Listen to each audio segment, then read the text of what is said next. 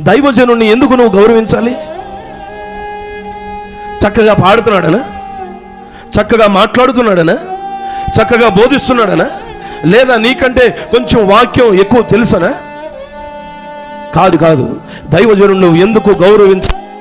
ఆయన నిన్ను సిద్ధపరుస్తున్నాడు గనుక. దేవునికి స్తోత్రం, హల్లెలూయా. ఆయన నీకు కావలిగా ఉన్నాడు గనుక. ఈరోజు ఎందుకో ఈ మాట ద్వారా జ్ఞాపకం చేస్తున్నా.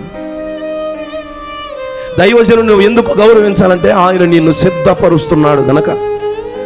ఆయన నీకు, నీ కుటుంబానికి, నీ పిల్లలకి కావలిగా ఉన్నాడు గనక. అంతేగాని ఏదో గొప్పగా చెప్తున్నాడండి, గొప్పగా మాట్లాడుతున్నాడండి.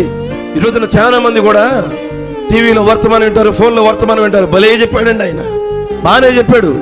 కానీ నేను సిద్ధపరిచేది ఎవరు? నీ కుటుంబానికి కావలిగా ఉండేది ఎవరు? నీ కుటుంబాన్ని కాచేది ఎవరు?